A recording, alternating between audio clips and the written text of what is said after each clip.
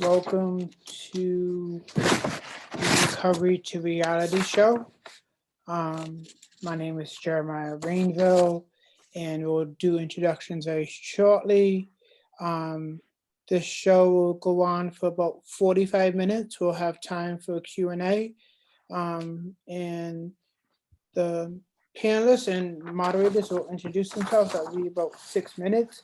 And then we will go to the specific interviews, and we also have a PowerPoint that we're going to present, and then do Q&A, and then give some contact information in the chat. If you have any questions or comments during the show, please put them in chat. So again, I'll just introduce myself quickly. My name is Jeremiah Rainville. I am certified as a peer recovery specialist, community health worker, and community support professional. I currently work at NAMI Rhode Island as their peer program manager, and we have this going on. So we haven't done a show in the past year. We did have a show for a year, the last couple years, and we thought, why not bring it back? So that's my intro. Andrew, would you like to introduce yourself? Sure. My name is Andrew Hurd. I work with a couple of peer organizations, facilitating groups. I do live with mental illness, and I just got my first vaccine shot a couple of days ago. So I'm looking forward to this pandemic ending, and that's about it. Thank you, Andrew. Kayla. Me? Yeah.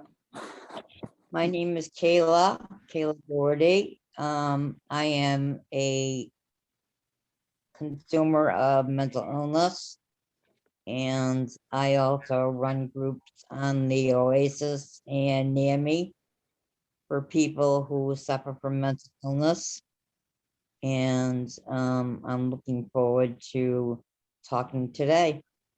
I live right now in elderly high rise, and I guess that's all I have to say right now. Thank you. Leah. Hi, I'm Leah Gerbinera. I am certified as a peer recovery specialist, community health worker, and community support professional. I currently work with both NAMI Rhode Island and Oasis Wellness and Recovery Center. And that's it. Thanks for having me today. Darren, you can go ahead. Hi, my name is Darren Fuller. I've lived in Rhode Island for 2000, moved here from Utah about 20 years ago. I am a peer support group facilitator. For the last 3 years, I used to work in Fatima Hospital in Roger Williams. Looking forward to getting back there. I am also a certified professional life coach for the last 14 years. And I'm looking forward to getting back into the hospital and seeing my people. Thank you. Janice. My name is Gina. I'm a mental health since about 87, and I'm a NAMI member, and I'm currently a facilitator, and I would like to become a certified peer recovery specialist. And I love being a facilitator, and I look forward to becoming a certified peer recovery specialist. And I also work, I currently work part-time at Walmart as a cashier, part-time as a cashier. Thank you. Thank you for having me today. So that's all of the people right now. Also joining us will be Tobias. He's running a little bit behind, but he will be showing up. So guess we can go right into the interview. So, Kayla, I'm gonna introduce you. Did Kayla introduce herself? Yes, yes, she did. Yes, Yeah. I did. All right. Jeremiah. Sorry. So Kayla will be telling us of her experience with assisted living during the pandemic and how have Zoom and peers helped her along that process. So my first question for you, Kayla, is what was it like to live in assisted living? Well, I would lack a sense of humor if I wasn't gonna say it was like a horror show. I had come from Butler Hospital because there were I couldn't find any housing. I couldn't find any elderly housing. I couldn't find an apartment, so I ended up in an assisted living. At first it was okay because the pandemic hadn't hit. It wasn't really my cup of tea, but it was tolerable. And then the pandemic hit and we were on quarantine. And what that meant was we were quarantined several times to our bedrooms. And we are only allowed to go from bedroom to bathroom. And if you smoked, you were allowed a treat, you could go on the porch. And the food that they served was bologna sandwiches, peanut butter and jelly. They were really just interested in keeping us from catching the virus. When someone wasn't, when they discovered that someone didn't have COVID, then we were allowed to eat in the dining room. However, we were not allowed to take a walk. And as a result, my health suffered. I had serious back surgery and I was not allowed to even take a walk down the street, only to the porch, to the TV, and to my bedroom. So I became friendly with a couple of people who were looking for housing like myself. And that was really my social life, was two other people. Now, as far as my family visiting me, I have two sisters and they were also under a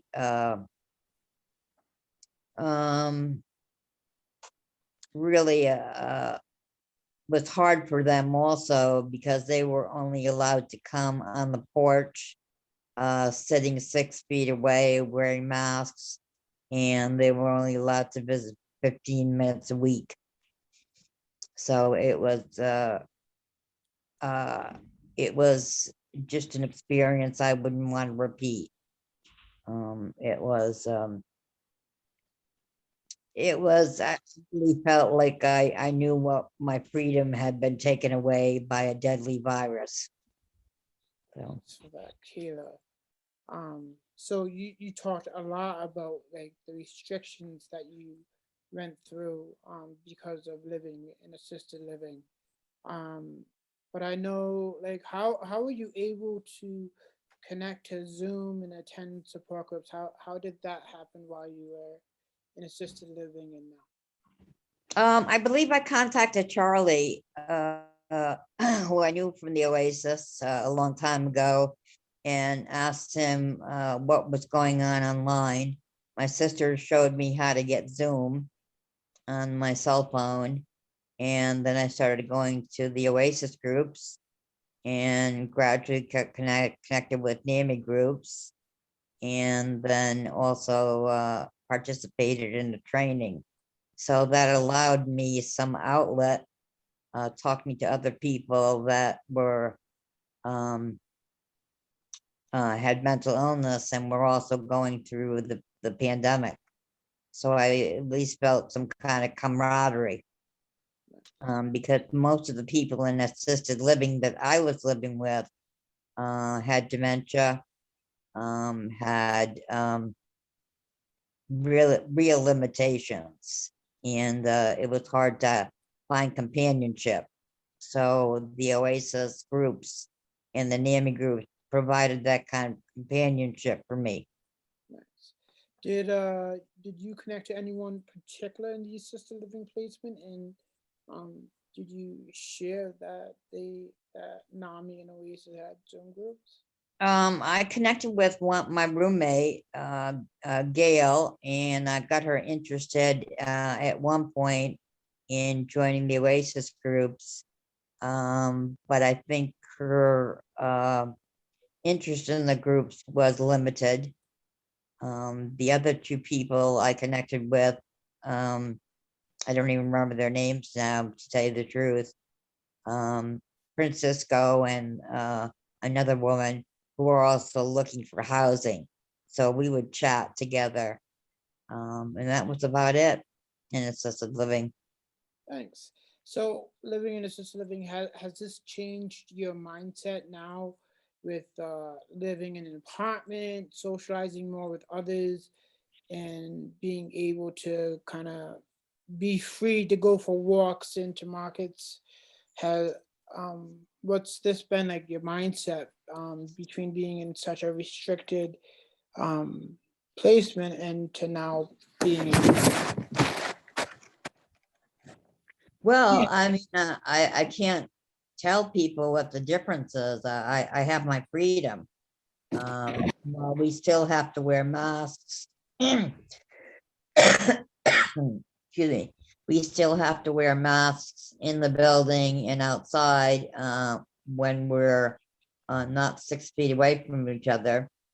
It's a delight to go out to the market and buy hamburgers. It's a sense of freedom. And I've met many people here who become friends. And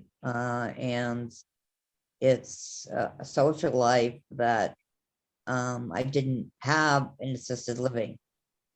I can really say I have friends, I have peers. We get together and we crochet in the community room. We do beadwork. I go outside and I have a couple of friends who have dogs, so I walk the dog with them. It's nice to just enjoy the scenery around my new apartment. It's nice to be able to decorate my own apartment.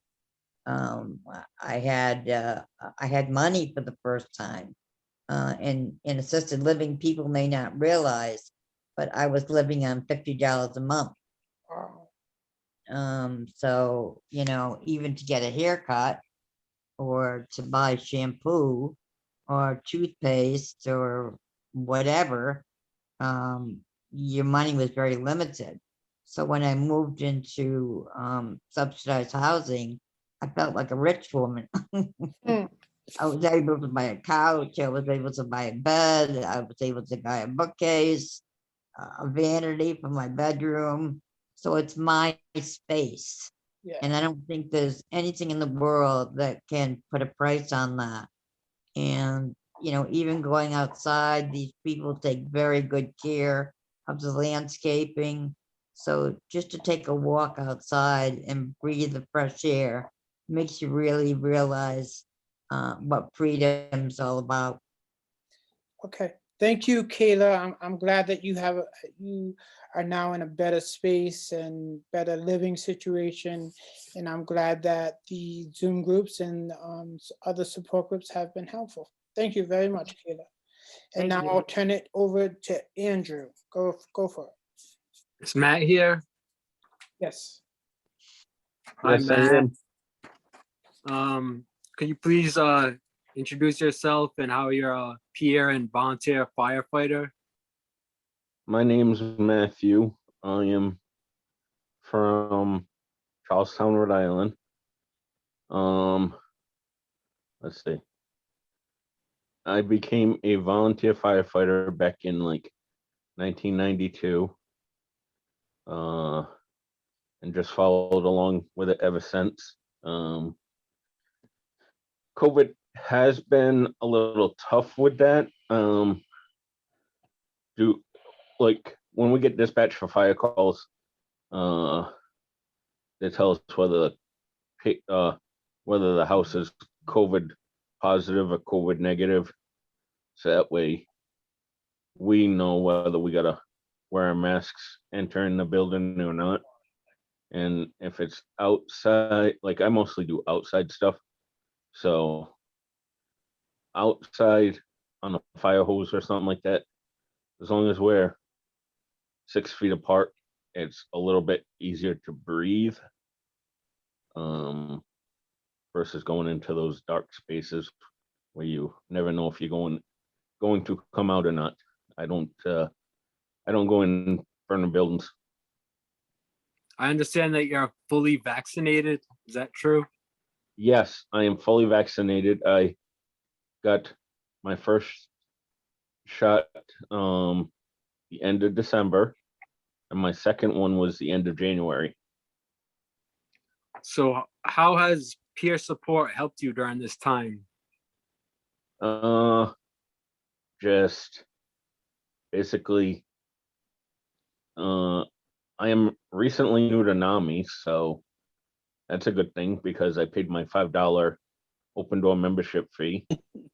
And I just joined like the Oasis Zoom meetings and NAMI groups because I just find it helps me connect to more friends, more people, maybe more people with mental illnesses like what I've got. So, And I think that's it. well, how have you feel about doing these groups on Zoom and instead of in person? I like it. I mean, it keeps me busy, but I hope one of these days, I'll be able to meet all you guys in person at either Oasis or NAMI or, just going and grab a cup of coffee or something. All right, well, thank you. You're welcome. Oh, can I say something, Andrew? Yes. Well, I hope I can invite people over for a housewarming. Yes, that would be nice. That would be awesome. Yeah. I have enough chairs, guys. Don't worry about it. All right. So Janice, you available now? Yep, I'm here. So Janice Arsenault is a employee cashier at Walmart, and she will be sharing her experience with that. So the first question I have for you, Janice, is how has it been working at Walmart during this pandemic? Oh, it definitely has been different. The store definitely had to make adjustments to, with the regulations for the COVID-19. So did Walmart, so what adjustments has Walmart made? Well, then they had to limit the amount of people allowed in the store according to state regulations. They had to change that. The store used to allow where you could enter and exit through either side. And but now one side is the entrance, one side is the exit. And last year, Lawn and Garden did not open because we had to get screened through. We went in through Lawn and Garden to get screened, the employees. We have to get screened every time we work. Oh. But now this year we are going to open, but we still have to get screened. We have to go in a different door to get screened. So with the changes at Walmart, how did customers react? Oh, and I forgot to mention, speaking of that, we used to put up roping and then they couldn't block it, and then they couldn't go beyond like with the ropes, and they didn't like it, and they used to want to always go under the rope, and And then we used to have to tell them you can't go under there, and they didn't like it. Because if they wanted to go under the rope, then they did it anyway, even if we would say you can't go under that. And the fitting rooms were closed as well, and they're still closed. And then certain returns like clothing at the beginning or certain housewares or certain other stuff were not allowed. And they didn't like it. You mean, what do you mean? I can't try this on and you can't, you're not taking this back, but that was what the rule at the time.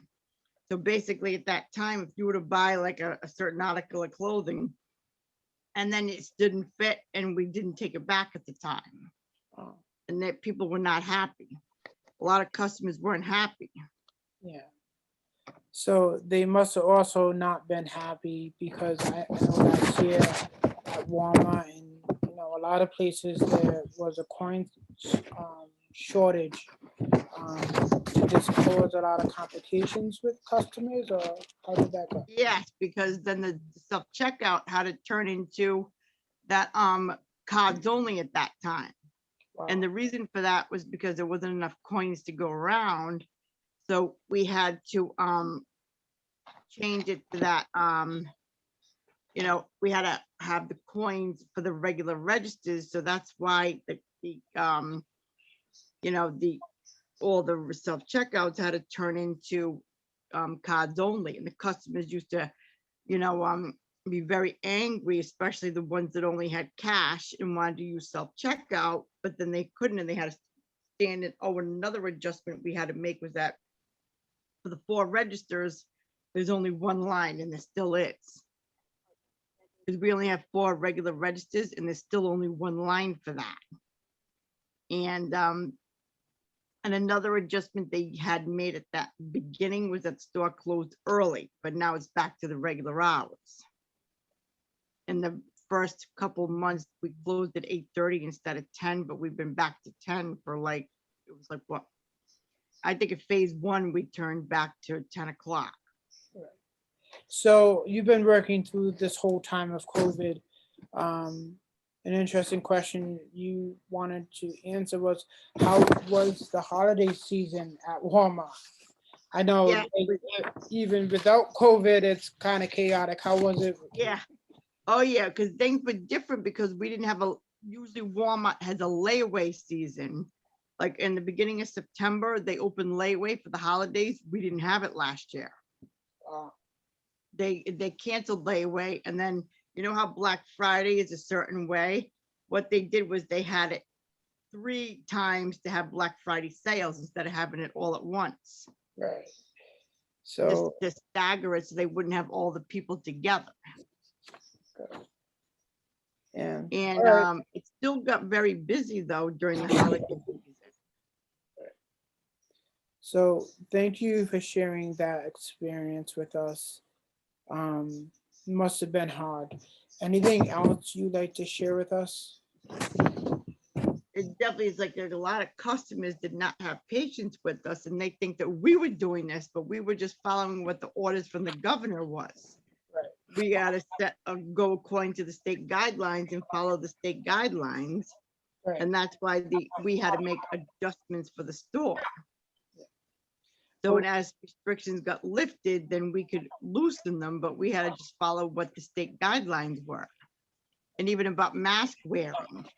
One time there was a customer that really they cussed out the lady in the front, when the vet wanted to say you have to wear your mask, and he cussed her out. And then the management didn't want to do anything. She goes, I'm not going to say anything no more. If they don't want to wear their mask, then forget it. I'm not saying a word. I tell them, and then they don't want to do anything. So fine, let them come in without the mask then. If they don't want to back me up if there's an incident. Thank you, Janice, for sharing that. We only have certain time, but hopefully there will be some questions and comments at the end that you could answer. Thank you. Okay, all right, thank you. I'll turn it back to Andrew. Hello, Darren. I understand that you're a certified professional life coach. Could you quickly explain what that is? Yes. Really, there can be coaches of any kind. You can coach on anything, health, mental health, new jobs, really you can coach anything. What I usually did is kind of taking people, usually they had some type of success in a career or in a lifestyle, but they find themselves wanting something more, something that, kind of soothes their soul, makes them feel like they're contributing to the overall wellness of the country or the planet or whatever. So a lot of it was kind of helping to identify roadblocks for them and help them to look at things differently to try to move forward how they want it. So it's kind of a mix between a parent, a best friend, a counselor, all rolled into one. It's really tailored to the individual, but it's, for me, it's trying to help people to see the opportunities and the good things in life and, help them move forward with what they want to do. And what got you interested in this type of work? Actually, I had just recently, I've been in therapy since I was about 16, and I had finally gone through trauma therapy like 2 or 3 years ago. And after that, I was advised to give NAMI a call up. A lot of stuff was coming up at that time, but it was also good that I was dealing with some of my past traumas. And a lot of the stuff that happens with me is divine providence somehow. They gave me NAMI's number. I called Jeremiah. Next week, they had a class for the facilitator. I was in that, and 2 or 3 weeks after calling, I was a brand new facilitator. I worked with my mentor, Tara Boulay, one of my favorite people, and she helped me get a good start in it. I have a good time kind of marrying the coaching part and the peer recovery part. So it's been a pretty good mix. Can you tell us about how habits are important during the pandemic? Yeah, when I initially started doing research on this, I had some idea of where I wanted to go and some specific types of habits. But in the research, I find that just about anything can become a habit. I read that 40% of what a lot of people do every day is habits. It really started for me as I was poking around on the internet one day, and I came across a speech by a guy named Admiral Bill McRaven, who was been a Navy SEAL for 37 years, and he was the head of our Joint Special Operations groups, which is all of America's special forces. And he basically said, when you get up in the morning, you make your bed. If you do nothing else the rest of the day, you make your bed. Next day you wake up, you make your bed. Again, if there's nothing else, you have that accomplishment, and you can always go to bed in a nice, well-made bed.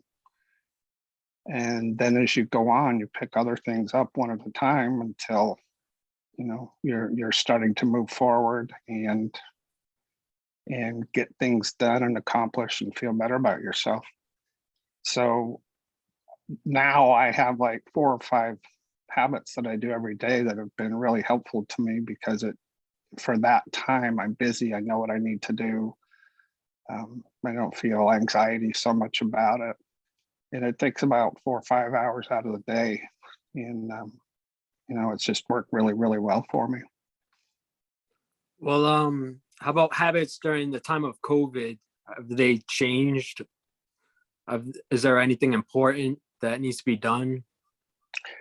Yeah, there's going back to habits being about anything, or, habits of taking care of yourself, eating well, getting exercise, having some type of social connection. I think those are very important right now. Brush your teeth twice a day. It's just about anything that you're going to do on a consistent basis. And, if nothing else, I always tell myself that's 1 in a row. And I may say that every day for a week or 2. And then eventually it's 2 in a row and 3 in a row. So how can people change their habits or reinforce good habits? There's a couple exercises that might work.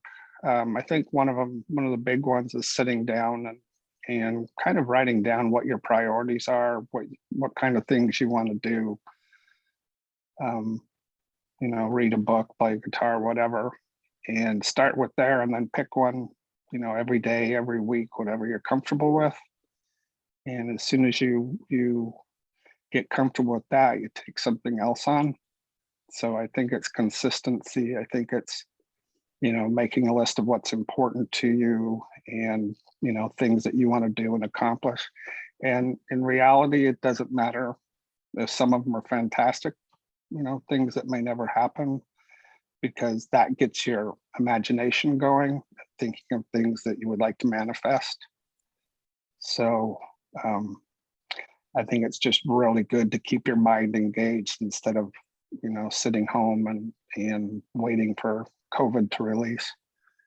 One of the things I've done that's been really good is on the weekends, my wife and I will go out and we look at the Food Network, and we'll get a menu for the following week from the recipes on there. My wife buys the ingredients and then I cook most every night, and I clean the kitchen. I do that now, and I listen to heavy metal music and I sing and I have a good time. My wife's there because I have a million questions usually, but the family knows to stay out. We've had some really good meals, and it gives me a sense of pride in doing it, and I'm contributing. So it's a win-win-win. Oh, thank you for sharing. You're welcome. Thanks for having me. Jeremiah. Yeah, I'm here. So last but not least person is Leah. Leah had the experience of living with COVID. We would like her to talk about this a little bit, like living with COVID and having symptoms and things like that. So Leah, your first question is, what was your first response to the COVID pandemic, and how did you respond to the news? Fear. I Yeah. think, anytime in my lifetime, certainly I'd never seen anything where, the whole world was shut down. So it was pretty scary. It was intense, and it certainly spiked my anxiety. I didn't mind being home so much, but definitely fear. And so you had to go through kind of like a personal lockdown experience. What did you do to maintain self-care and well-being, and what worked?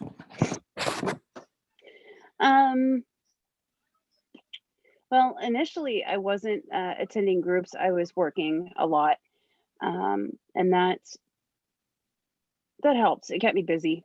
I stayed busy, and I tried to keep a schedule every day. Got up most days, like I was getting up and going to work, but other days I would, stay in my pajamas. Why not? It was kind of one of the few perks we had. But I continued to listen to music and take breaks throughout the day. And if I felt like I needed to take a minute, I did. I stayed in contact with people, reached out, stuff like that. Good. So what can you tell us about the moment you were given your positive COVID results? What was that really like? It was very surreal and shocking. What had happened was that my significant other's son, he was doing his distance education up in Massachusetts with his cousins during the week. And his cousins had Mass is doing things a little differently than us. And the kids started going back to sports. And as soon as they went back to sports, both of his cousins got sick. He got sick. And within a week, I had it. And I felt pretty yucky before I got my positive result, but I wasn't sure. I deal with asthma and a lung condition that I'm actually disabled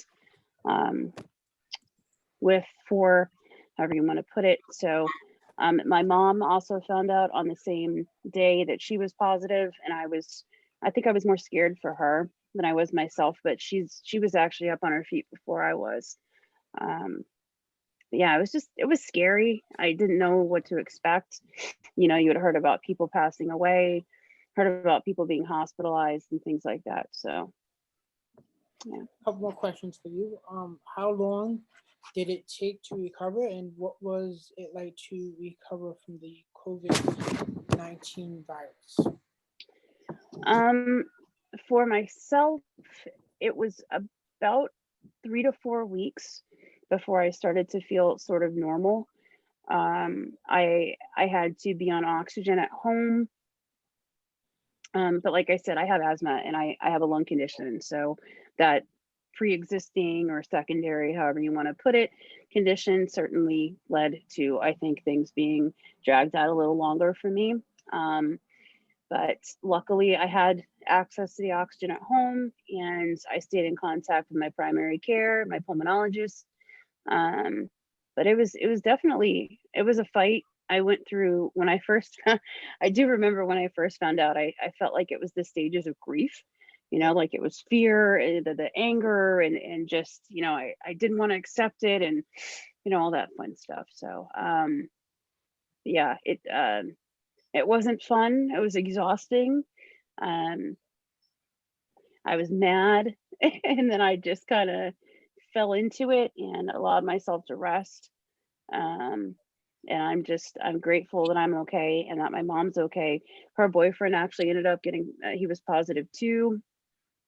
And, you know, he was fighting cancer over the last year. So, you know, that was really scary too. But, you know, he seemed to be better than all of us, actually. He really didn't get a lot of symptoms. But, So, yeah, so you talk about being grateful. We are grateful to have you here today. How are you feeling today? I'm all right. I'm hanging in there. I still don't have my energy all the way, and I'm still feeling a little, I can't quite get all the way back up, but I'm, you know, I keep trying. I'm taking vitamins and, um, you know, just trying to take care of myself, listening to my body. So, and, you know, also as well, the isolation, I think, has been hard for everyone. I'm still, you know, working from home. You know, my doctor's just still telling me to be careful.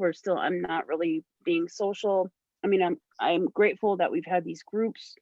I will say, since I started taking part in like the NAMI groups, Oasis groups, and other groups, it's been a huge help just to have people, you know, the NAMI groups and the Oasis groups in particular, you know, have been there for me when I was, you know, dealing with COVID. Right. You know, and I was there talking to you guys while I was dealing with it. And you guys, I mean, you saw me fall apart a couple of times, and, you know, you've been there as I've gotten better. So I'm doing okay. I'm hanging in there, and, you know, I'm just, I'm grateful. Could have been a lot worse. Well, thanks, Leah. I understand you have a few slides you wanted to show us about the effects of COVID and mental health. Would you Sure. to share that now? Yeah, we can do that. Give me one sec. Sorry, I was looking through this before. So just to go over it quickly. All right. So this is just looking at the state of Rhode Island. Let me minimize this. Sorry, guys. Bloop. And this is from February of 2020 to this last week, as of April 20th. And these are daily new positive cases. So we can see that, you know, from what are we looking at? September through maybe February, March. It's still kind of, you know, we can see little spikes, but the worst of it was really, it looks like that late October, early November through mid to late February was probably the worst of it. But we're doing okay. We've got little tiny spikes in there, but and if you notice the parts where we were isolated back, you know, last April, May, June, July, August, and early September, we did pretty well. And I think that's, you know, why they kept us at home like they did. So there were reasons for it, thankfully. COVID-19 cases by age. So the blue line is 0 to 4. The green line is ages 5 to 18. The yellow line, or is that, oh, I'm sorry, it's like a yellowish green color, is ages 19 to 29. The orange line, the light orange line, is ages 30 to 49. It's like a salmon color, it's ages 50 to 69. And the red line is 70 plus. So we can definitely see an uptick. The higher the age, the more cases. And I think we all kind of know that from, you know, things that have been reported in the news. And then COVID cases by race and ethnicity. And they adjusted this at a rate per 100,000 Rhode Island residents. So Hispanic and Latino were pretty much the highest, or the red line. Underneath that, we see Black or African American. The yellow are the white population. The other race is like a brown colored line, and people who reported being of multiple races are the pink line. So it's pretty obvious. And I think, again, you know, we heard a lot of that reported in the news, that there was certainly a correlation between race, ethnicity, culture, and, you know, income, things like that. So looking at COVID-19 and mental health, from January to June of 2019, 11% of adults reported symptoms of anxiety disorder and or depressive disorder, versus January of 2021, we now have 41.1% reporting symptoms of anxiety disorder and or depressive disorder. And this is from the Household Pulse survey. During the pandemic, about 4 in 10 adults in the US have reported symptoms of anxiety or depressive disorder, and a share that has been largely consistent, up from 1 in 10 adults who reported these symptoms from January to June. So certainly an increase. And Mental Health America, they do a, I'm just gonna go to this next thing so you can see what it's coming from. These findings come from Mental Health America's State of Mental Health in America, their annual report. So this is just kind of their key findings, that youth mental health is worsening. They had the highest, youth, I think it was ages 18 to 24. 9.7% of youth in the US have severe major depression. This rate was the highest among youth who identify as more than one race, at 12.4%. Even before COVID-19, the prevalence of mental illness among adults was increasing. In 2017 to 2018, 19% of adults experienced a mental illness, an increase of 1.5 million people over last year's data set. And there was also a report, there's still an unmet need for, an unmet need, I said that backwards, for mental health treatment among youth and adults. 60% of youth with major depression did not receive any mental health treatment in 2017 to 2018. Even in states with the greatest access, over 38% are not receiving the mental health services they need. So that was just something that certainly stuck out. And the percentage of adults with mental illness who are uninsured increased for the first time since the passage of the Affordable Care Act. So nationally, 10.8% are uninsured, totaling 5.1 million adults. And this is just the key findings from their 2021 report. These numbers were taken from mental health screenings from January to September of 2020. The number of people looking for help with anxiety and depression skyrocketed, which we kind of already touched on. From January to September of 2020, 315,220 people took the anxiety screen, a 93% increase over the 2019 total number. I'm just going to kind of go over these quick. The number of people screening with moderate to severe symptoms of depression and anxiety has continued to increase throughout 2020 and remains higher than the rates prior to COVID-19. The rate of moderate to severe anxiety peaked with over 8 in 10 people who took an anxiety screen scoring with moderate to severe symptoms, and that's during the pandemic. So certainly an increase. More people are reporting frequent thoughts of suicide and self-harm than have ever been reported in the Mental Health America screening program since its launch in 2014. Since the COVID-19 pandemic began to spread rapidly in March 2020, over 100,000 people have reported frequent suicidal ideation. And there are many reasons for that. I think we all know, isolation, loss of job, income, lots of things, kids being sent home from school, that loss of purpose, things like that. And that certainly deals into the depression, anxiety stuff too. Young people are struggling most with their mental health. We touched on that a little bit too. The proportion of youth aged 11 to 17 who accessed screening was 9% higher than the average. But throughout the COVID-19 pandemic, youth aged 11 to 17 have been more likely than any other group to score for moderate or severe symptoms of anxiety and depression. And again, with the rates of suicidal ideation, they're highest among youth, especially the LGBTQ plus youth. And people screening at risk for mental health conditions are struggling most with loneliness or isolation. Makes sense considering that we've had to stay home a lot this year and stay away from our loved ones and our friends. And people who identify as Asian or Pacific Islander are searching for mental health resources more in 2020 than ever before. And last but not least, while rates of anxiety, depression, and suicidal ideation are increasing for people of all races and ethnicities, there are notable differences in those changes over time. Black or African American screeners have had the highest average percent change over time for anxiety and depression, while Native American or American Indian screeners have had the highest average percent change over time for suicidal ideation. So some interesting changes over the last year. And these are just some, I think we've kind of talked about most of this stuff, so I don't want to keep boring you with a lot of the same repetitive stuff. Right. But And I think we can also share this too.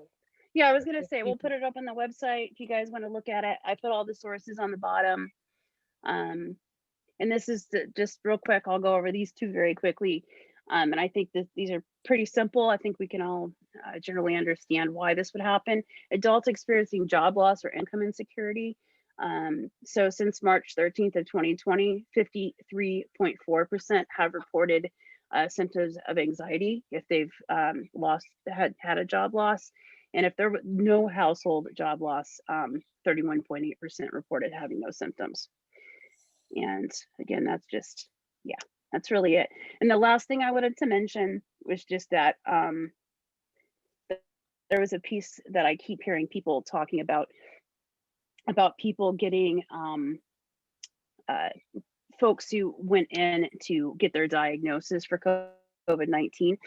They're seeing that folks are actually getting their diagnosis for mental health as well. Folks who had never had access or had never had a previous diagnosis are now getting some of the help that they need in the diagnosis they may have not had before, mental health wise. So yeah, but we'll put it up and you guys can look at it. Thank you. Thanks, Leah. Okay. I don't see any questions or comments in the chat, but we're just going to give a little bit of time if anyone had any comments or questions. No. Great job by all. Thanks. I put some contact information in the chat. Feel free to kind of copy that and paste it. Most of the people here know all about that. You know, I left my phone number and email, recoverytorealityshow@gmail.com. And coming up is May is Mental Health Month. I believe the kickoff is around April 29th. So there's going to be a lot of activities around mental health in Rhode Island. So be on the lookout for that calendar and those events that are coming up. Our next show will tentatively be May 29th, 2021 at 1 p.m. That's also a Saturday. You can find NAMI Rhode Island and also about support groups on www.namirhodeisland.org. And you can also find Oasis and Wellness and Recovery Center on Facebook. Just look them up, they're there. And they list groups, you know, daily so that people can join it. So any last comments or questions from panelists or Andrew? I did just want to mention May is Mental Health Month. They decided this year to have the events online. Right. So there's going to be all kinds of webinars and different events that you can attend online from home and be safe. Nice. And I just want to mention that I wore green for this. It's a color for mental health, and Nice. it's about. Great job. All right. That's the show, guys. Good job. Leah's the you. best. Hey. Thank you.